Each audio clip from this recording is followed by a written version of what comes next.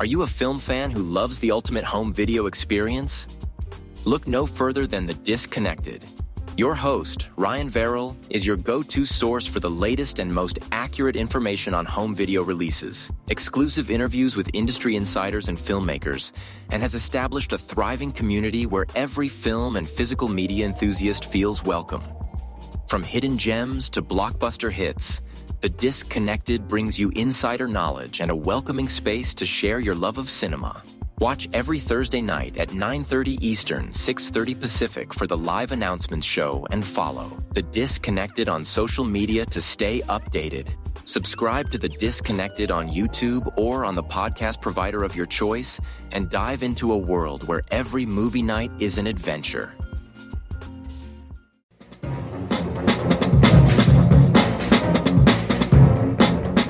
Hello, this is Aaron West. I am the author of the A24 New Wave. In this book, I look at A24's output and I make the argument that we are in a new wave movement right now. A24 plays a major role. This book has a supplemental podcast where each episode is a brief conversation about an A24 related topic, whether an actor, director, or even a genre. As I continue research for the book and conduct interviews, I expect to record podcast episodes with people involved with the company. You can find the podcast at cinejourneys.com or wherever you find podcasts, and we are proud to be members of the Someone's Favorite Productions podcast network.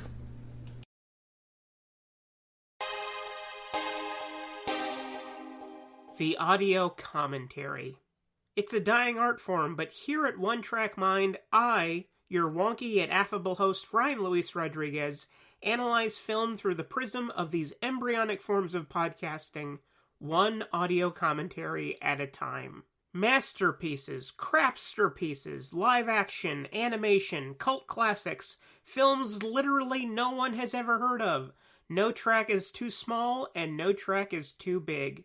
Join me and my guests from the entertainment world as we keep these features alive every other Tuesday.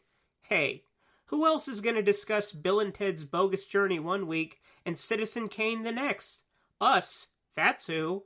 Sure, you have to put up with my voice, but there's a certain give and take in this industry. That's One Track Mind, part of the Someone's Favorite Productions family and available wherever you get your podcasts.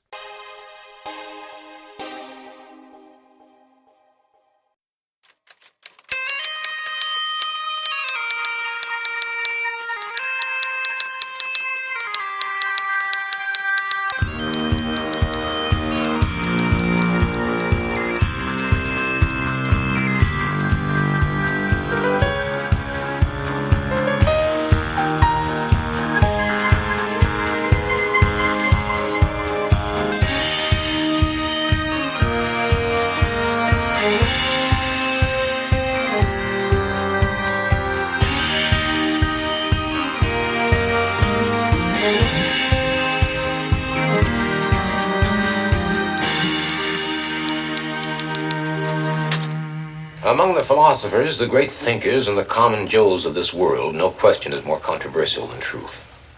Remarkable as it may seem, I can attest that the following events did occur, whether you believe them to be true or not. That was the voice of reporter Carl Kolchak in the case that we call Legacy of Terror.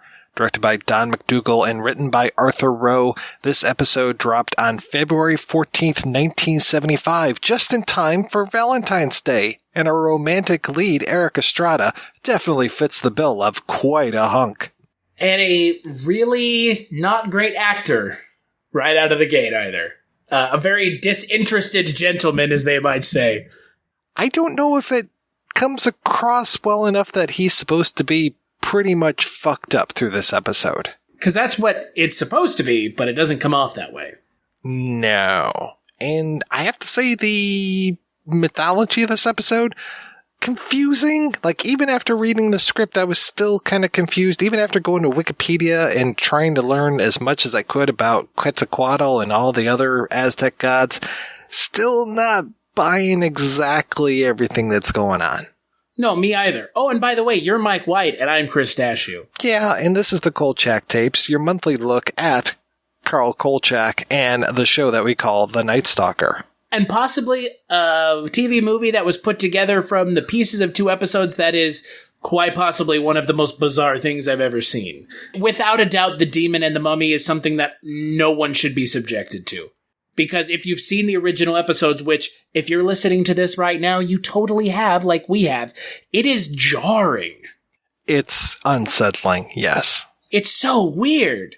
And look, they got Darren McGavin to record narration to make it all fit together. But if you've seen the 2 episodes, Legacy of Terror and Demon and Lace, you know how they work on their own. And when they are mushed together, and when I mean mushed, I mean, you know how those cars, they test them to make sure that they, like, when they crash, the airbags go off and they run like 100 miles an hour into a concrete wall? That's what this is like. One episode is a concrete wall, the other one's a truck. They're mashed together so poorly that it's like shocking that anyone thought that was a good idea. Yeah, in this world of mashup culture where we can have an entire album of 50 Cent rapping over the songs of Queen, and it works really well, these 2 things do not go together, even though they've got the same actors, the same characters, the same guy doing the voiceover for both. Yeah, but let's save that. And they aired consecutively when they first aired. But let's save that for a little bit later. Let's talk about... The base episode? Base episode? Yeah, sure. Let's talk about Legacy of Terror. I think it's an interesting episode. Again, like you said, the mythology is a little strange. I think the ending is probably the worst part of the episode, in my opinion. It makes no sense. And I'm going to ask you your thoughts. Did you think the villain zombie Monono opening his eyes at the end was intentional, or they just let the camera sit on him too long? I was very curious about that. Yeah. I'm erring on the side of they left the camera on too long, or they didn't edit it tight enough. Yeah, I kind of think, they should have faded to black a little bit sooner. I would agree 100% because you see his eyes open and it's like, wait, what? We are back into territory where we have scripts for this. So I managed to read the script of it.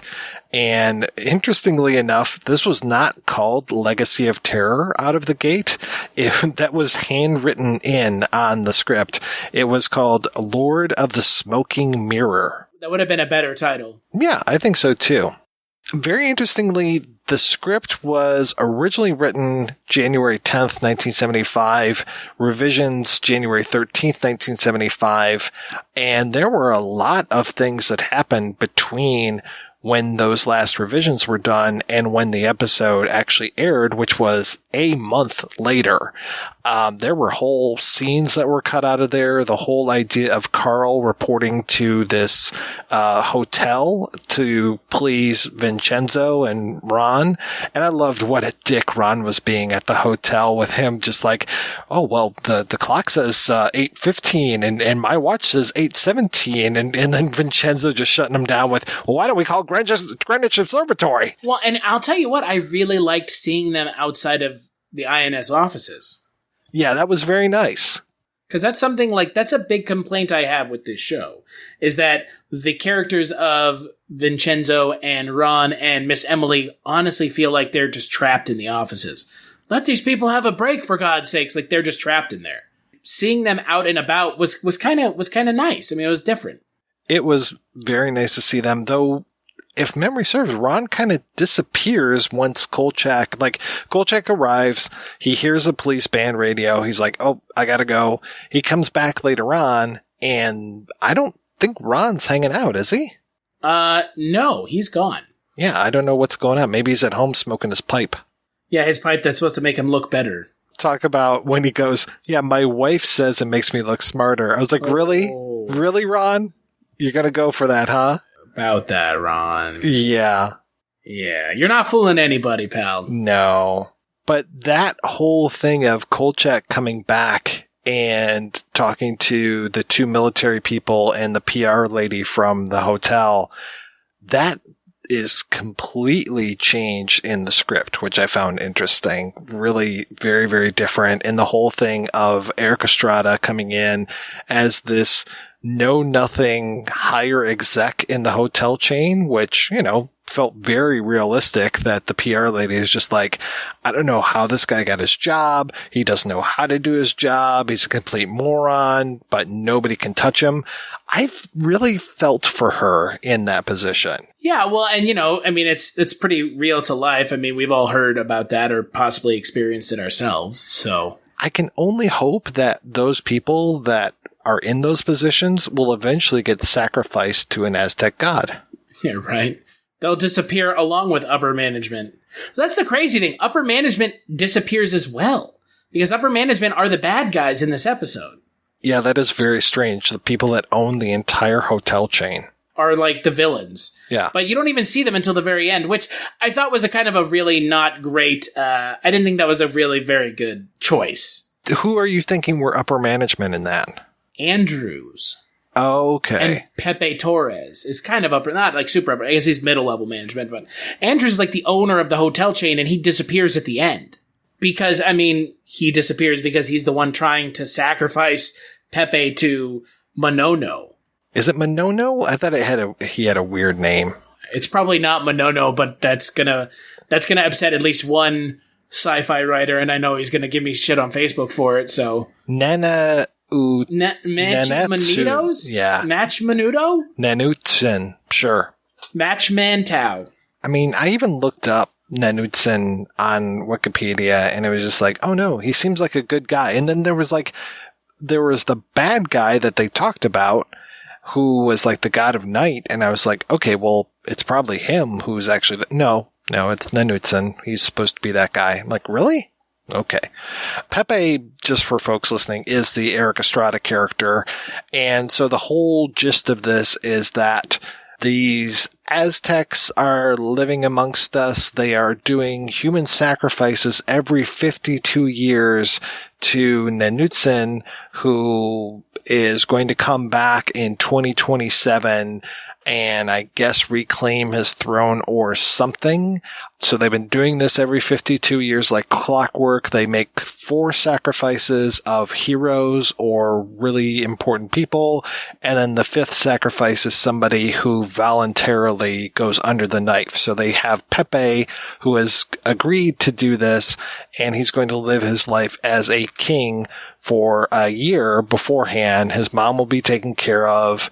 And I do like that. So they claim. Right. I do like that speech that he gives to Kolchak towards the end, where he's just like, listen, man. I probably would have gotten wasted by the cops before I was 25 anyway.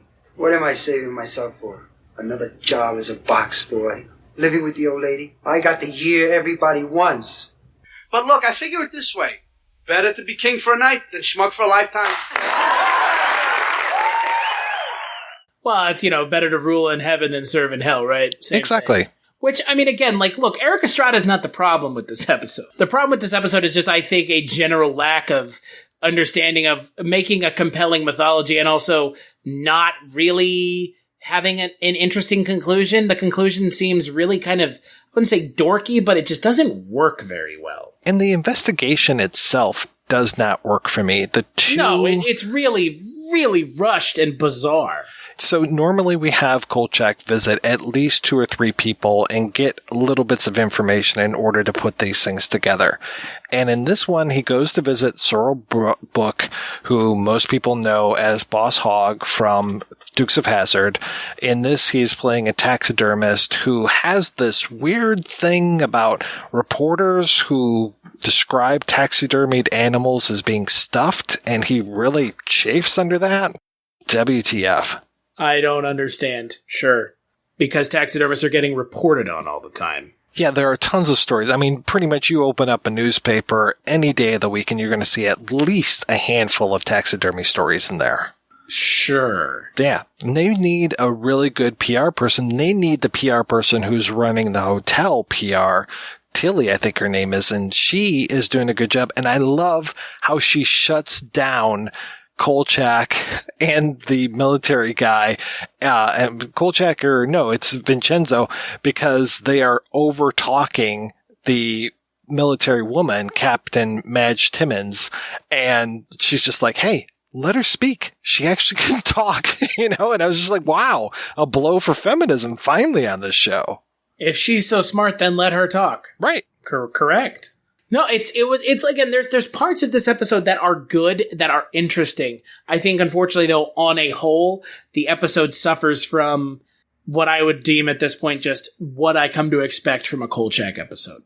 And I want to talk about those other two guys that, I mean, one guy gives Carl barely any information, and he's supposed to be somebody who he's not. Like, there's that whole thing like, oh, the guy you want to talk to is on vacation. It's a very frustrating scene. It's just like, really? It's super weird. The guy's like, well, why don't you talk about these things in Mexico? The industrial things in Mexico. It's like, that's where we're fucking here. So, like, I get what he was trying to do. Is like, but like, it's almost like he was trying to cover something up, and it's like, why? So, yeah. And then you have the scene with the professor, which it's almost like Basil exposition. Tell us everything about what we're not understanding in this episode, please. Not to be a stickler or anything, but I thought that all of this stuff would have gone down in 2012, not 2027.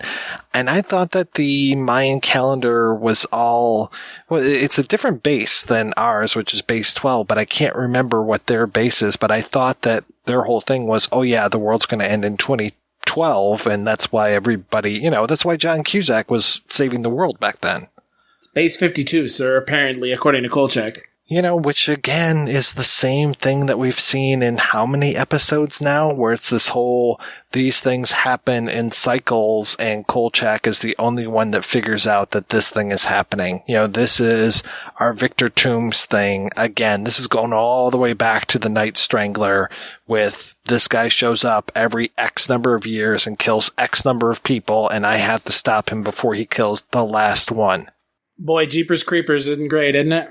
It's just that whole trope is really played out. This one was written by Arthur Rowe, who wrote one of your favorite episodes of the entire show, which is The Energy Eater, where we've got the guy, Predator, the Native American bear spirit, your friend Machi Mantow. Machi Mantow, little Machi Manito. Which was another one of these combo episodes where they took the Energy Eater and Firefall and they made them into Crackle of Death. So we're going to have to go back and watch Crackle of Death, and I can only imagine that is going to be as terrible as The Demon and the Mummy. Kolchak is on the trail of 2 serial killers. Kids are dropping dead on the campus. We're dealing with psychotics here. Oh, really? What sane person cuts out human hearts? The police want him out of the way. You want to take another trip with a police car, Kolchak? And the killers want him dead. I turned around and there was a great big red and yellow chicken. I can dig it. All these out-of-towners are going to get the impression that Chicago's filled with nuts. Darren McGavin is Kolchak the Night Stalker in Demon and the Mummy. Next. I kind of don't want to talk about it. It's so infuriating. Because it makes no sense why it makes sense why it exists, but in the form that it's presented in, it makes no sense. Like, it actually doesn't make a lick of sense. So you take the beginning of Demon and Lace, which we talked about last month, and if folks want to go back and listen to that episode, I would highly recommend it, because otherwise you might not understand the rest of this discussion. It starts with that, and then we take Legacy of Terror and we put it right in the middle, and then we end with Demon and Lace. And there are just these weird little mentions of the case from the first part in the second part, and then the end of it, oh my god, the end where they try to wrap up both of the stories at the same time? What the fuck, dude? It doesn't work look, Demon and Lace and Legacy of Terror are just okay episodes on their own, but man, when you mash them together, the cracks show and then some. And yeah, trying to put them together in an ending is just, they're like, the themes aren't even the same. Like, I guess they're both ancient evils, but I feel like I could rewrite this to make it work and maybe even reuse the footage, but the way that it is now, I mean, so you're right. You've got 2 ancient evils. The demon almost looks as bad as the mummy at the end. I mean, we've got both of these like kind of Hong Kong type, creatures at the end here. And it's like, okay, maybe you say that they are working together. Recast this whole Mesopotamian thing of Demon and Lace as being more of an Aztec thing. Who's going to know that we're looking at, Sumerian glyphs on the thing rather than whatever the Aztecs were using?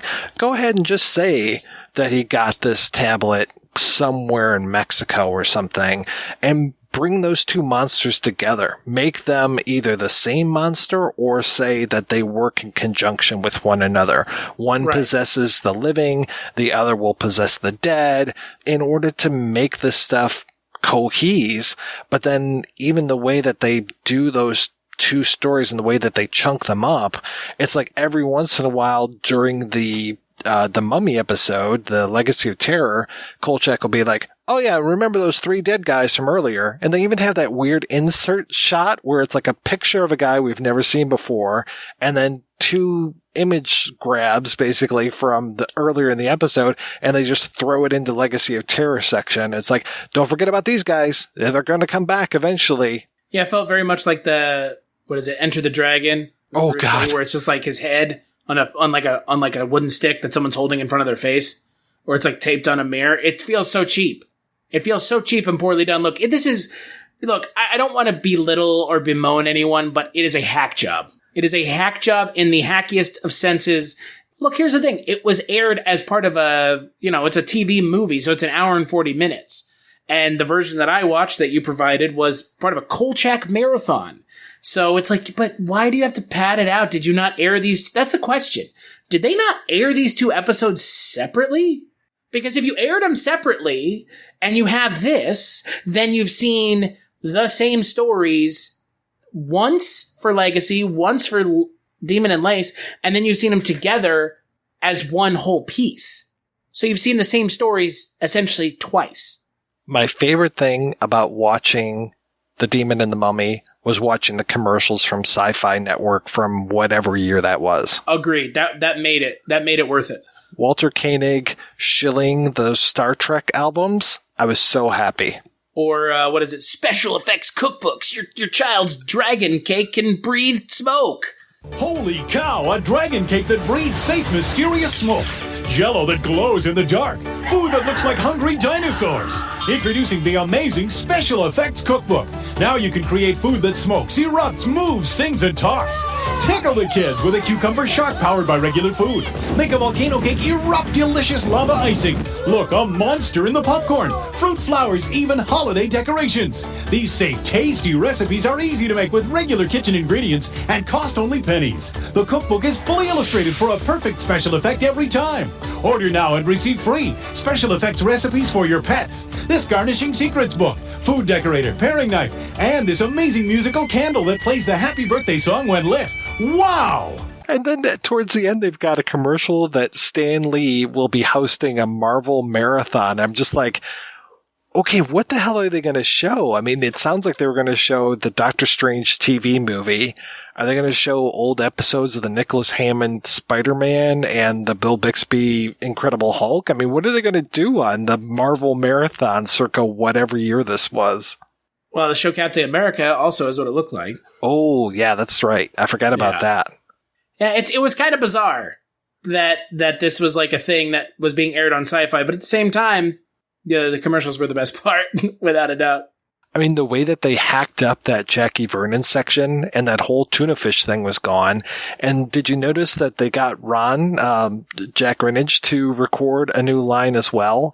During that section that we were talking about with the pipe, he goes, "You told Kolchak to wrap up the story on the campus deaths." And I was like, oh, okay. Some of that hot ADR coming in to help out with the cohesiveness of the story now. Right. Yikes. It's been 7 days since the professional football player was killed. Okay, thanks. Thanks, off-screen voice, for telling us what went on. You're about as dense as Captain Joe Siska. Okay, good. We're tying the 2 police officers together. Can you imagine if they tried to do something like this nowadays? I mean, have they done something like this nowadays? No, that's my point. Can you imagine if they try to do something like this? Like, can you imagine them taking, say, something that's hot right now? Imagine them taking season 8 of Game of Thrones and cutting all 8 episodes into one episode. Oh, trust me, they're working on a fan edit right now. I'm sure they are. Fanedit.org. I'm sure they're going to do that, and they're going to rearrange stuff in order to take out, if there was any dramatic tension, to take that right out of there. Well, that's been the whole show from the get-go. But, I mean, that's the same thing. It's that same idea where it's like, you can't get away with this because it's real bad. No amount of talented writing and editing and ADRing can change that these episodes have nothing to do with one another. What they should have possibly done, other than the stuff that I've already outlined, is to go back to the famous Family Ties thing when Michael J. Fox was out being busy and do a fucking clip show. And just, it's Mallory and, mom and dad, and they're sitting around, and I can't remember the other sister's name, Tina Yothers, and they start talking about things, and it's like, remember that time when Alex did this? And then they do a clip show, and it's just like, okay, great, go for it. I mean, this reminds me of The Cage, the Star Trek pilot, where they where they took those things from the pilot and they put them into another episode. But with that, it kind of actually worked because it's like we're presenting evidence, and there's enough of a story here to actually make sense of this. That's the best comparison, The Cage. You're right. That actually is the 100% best comparison. Because otherwise, I mean, the most funny things for me were the things that they were inserting to desperately try to tie these together. That weird moment where Kolchak gives us VO and there's an insert shot of the typewriter, and he goes, "Memo to myself, have lunch with writer Rosalind Winter tomorrow, campus coffee shop." And I was just like, what? Or that, did you freak out when the episode started again? Because they reused footage from the opening of the show? Yeah. I was like, what the hell is going on? Right? I was like, did it just end and I didn't notice? No, yeah. And again, like, that's the problem with trying to do this with a TV show that is a 1-hour show without a mythology, is that you just making fucking messes. It's like you're putting a finger in a hole with the water coming in and like 4 other holes open up with water. It's like, you can't stop all of this at once. And it's just, God, it's just like it goes from bad to worse to just like, just turn it off. Just stop. He's dead already. Like, that's really what this felt like. They're just beating it to death. And look, like, these 2 episodes apart aren't terrible, but God, the Demon and the Mummy together is absolute garbage. It's garbage. I gotta talk about that end. The end of Demon and the Mummy. So you've got Carl given VO at the end of both of these, or we'll actually see Carl giving, the final wrap up in these episodes. And instead of just redoing that and having him wrap both of those, and by the time we are wrapping Demon and Lace, which is now the end of that comes after the end of the Legacy of Terror, because the end of Legacy of Terror happens like halfway through the fucking movie. Which, again, super weird. Super weird. But then their weird decision to not give Carl the full voiceover and say, okay, here's what happened with Demon in Lace, and here's what happened with Legacy of Terror. Instead, rather than him saying, I hear that Pepe became a box boy, they cut in Pepe going, I could become a box boy. And it's like, what? The campus security force insisted on calling the Chicago police to press charges against me. But they found a sudden surprising resistance from Dr. C. Evans Spate, who claimed the tablet had been broken accidentally. And another thing. Did I tell you Pepe had not been found? Well, Rosalind discovered not only the clue to his disappearance, but Pepe. What am I saving myself for? Another job as a box boy? What the fuck just happened? And it's like super quick and then bam, it ends. I could become a box boy. Da-da-da-da-da-da. Beep. That's all, folks. Next on Sci-Fi. More ways to make special effects cookbooks. Are Angels Among Us? Buy the New Time Life series. Oh my God, I'm surprised there wasn't an advertisement for Sightings next at 9. Oh man. I loved Sightings. I loved the Time Life Aliens books that they had, and they had the one guy, I don't know if you remember these, but they had a guy who was, first he was a skeptic, and his buddy was trying to sell him the book. Every time the guy would be like, well, what happened? And the other dude would be like, read the book. Well, there just might be something to it. Ben Randall, commenting on Time Life's popular series, Mysteries of the I've always Unknown. been a little curious about unexplained phenomena. Because of personal experiences? What do you mean? Well, like, for example, can you sense when something's about to happen? Well, yeah, I mean, everyone's a little psychic, but, What about UFOs? I don't know. Lots of people swear they've seen them. Ever experienced deja vu? Sort of. Like, I went into this old 19th century farmhouse, and I just knew I'd been there before. In another life? I'm not ready for that. Ready for this? Mystic places? Uh-huh. It's from Time Life. Talks about things like the Nazca lines. Were they runways for alien spaceships? And did those aliens interbreed with the ancient Peruvians? Did they? Read the book. Read about the medieval warriors who appeared before Stephen Jenkins in 1936. Then he saw them again 38 years later. That true? Read the book. Read about Aleister Crowley and his bride. They spent a honeymoon night in the king's chamber of the Great Pyramid. What happened? Read the book. Read about Cyrus Teeth's belief that people live in the center of the earth. Admiral Byrd looked into it. Know what he found? I know. Read the book. Read Mystic Places. It's yours free for 10 days. If you keep it, other volumes will follow, one about every other month. You'll receive Psychic Powers, followed by Psychic Voyages and Phantom Encounters. Every volume written by experts. They give you all the information, so you can decide for yourself. I've decided. I'm ready to order. The books? The books and the food. Waiter? And then they had a second commercial where it was a couple and they were on vacation, and this dude, the skeptic from the first commercial, shows up and starts telling stories, and they're like, well, what happened? He's like, read the book. Where's Mother?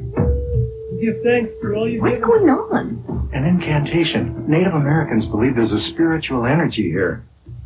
Do you? Well, I am intrigued with mystic places from some of my reading. How about you? You had a Ben chance to Randall, read? talking about Time Life's captivating series, Mysteries of the Unknown. Mystic places.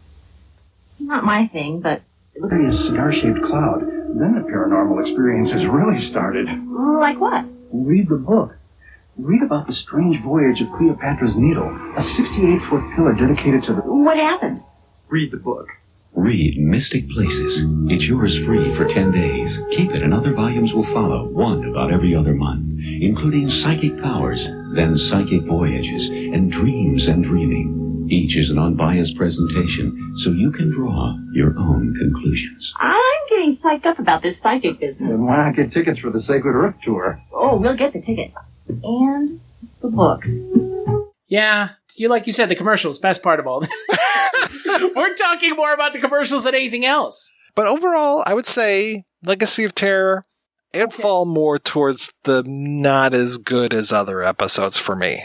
No, just okay, not great. The sight of a shirtless Erik Estrada with the headdress and everything, I liked the guys dressed up in the bird and the jaguar costumes and the actual mummy itself. Okay. Though I still don't get this whole, I guess they meant the tallest contiguous staircase, because when he was talking about the tallest staircase in Chicago, I was like, well, what year was the Sears Tower built? Because that seems like that or the Hancock Tower would have been the tallest staircase. But then when they go to, what is it? They go to Soldier Field or something. No, they go to the sports arena. Oh, that's right. They can't use the name of it. It's in the script, but they can't use the sports arena, sir. The sports arena. When they go to the sports arena, I was like, oh, I guess it's just a tall staircase that's all together? It's the sports arena, sir. Something that has to have, 52 steps? That's right. The sports arena has that. Oh, the sports arena thing made me laugh so fucking hard when I heard it. I was like, oh, God. Wow, really? That bad, huh? Yeah, this episode's okay, but again, it's on the lower end of the spectrum. And I would say, at this point, Demon and Lace, I like that better. That seemed to hold together a little better. And everything is better than the Demon and the Mummy. Yeah, oh my God. Go ahead, skip that. Sorry that we couldn't, but we have to be completists. 100% this bitch, you know what I'm saying? That's right. We have no choice. Well, Chris, when you're not dancing around in a bird costume or playing a flute, where can people find you? When I'm not dancing around in a bird costume or playing a skin flute, I'm probably over at the Culture Cast talking about movies with a rotating cavalcade of guests. You are included in that group. It is June. It is a month that we will be talking about summer camp horror movies. And my friend and your friend in Christ, Jess Byard, helped me program that month. And guess what? Her name starts with a J. So that's Jess Byard June. So there you go. Wow. Very fancy. Very fancy. Fancy smancy. But summer camp horror movies, if you like horror movies, come on down to the Culture Cast. That is culturecast.com. Culture with a K at the beginning. C in the middle. And you can also find me on a little podcast that I do called Chronicles from the Crypt with my buddy Mike Wallace, where we talk about Tales from the Crypt, the horror anthology series from HBO. When you are not here or dressed up in a bird costume, where are you, Mike? Well, I really like to wear big golden headdresses over my head when I'm not doing that.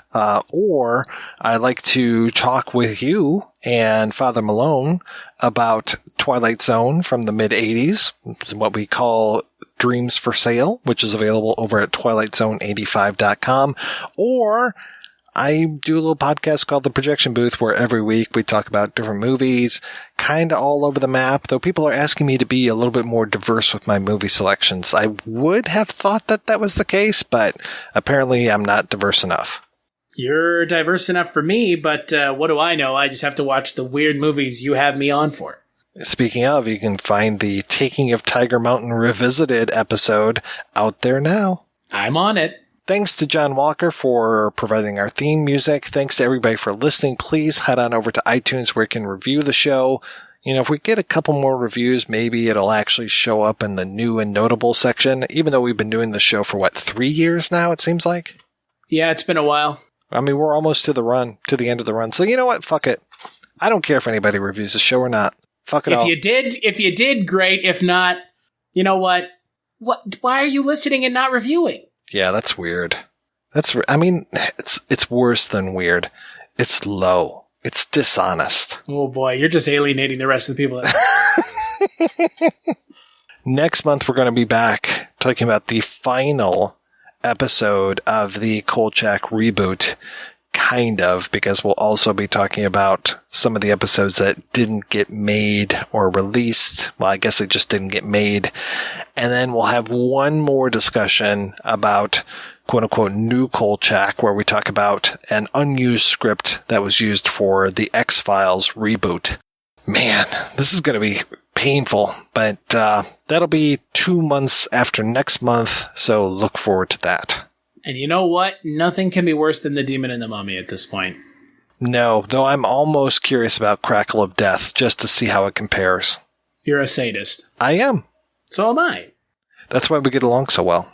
Well, officially the case was closed. They never found Andrews or Pepe, though I did hear that Pepe was working in a supermarket downstate. Nanautzin was dormant again, and I urged that he be destroyed. Without his fifth sacrifice, will he still rise up 52 years from now? The police who found me didn't seem to understand what I was talking about. They felt that Nanautzin was a valuable museum piece and nothing more, just dead antiquity.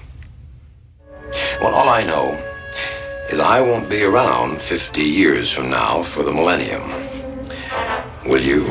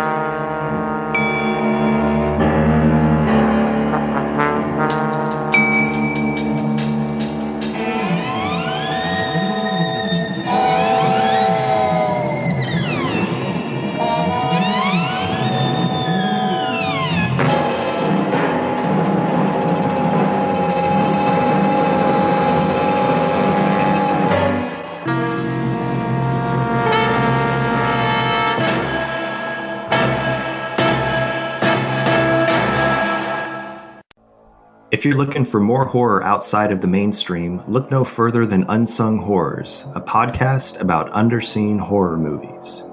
I'm Lance. And I'm Erica. Every other week, we'll cover a horror movie with fewer than 1,000 views on Letterboxd. We'll even give you double feature recommendations to pair with the movies we discuss. From gothic to shot on video, from slashers to comedies, from giallo to J-horror. We'll cover all the subgenres. So join us as we unearth these hidden gems of horror.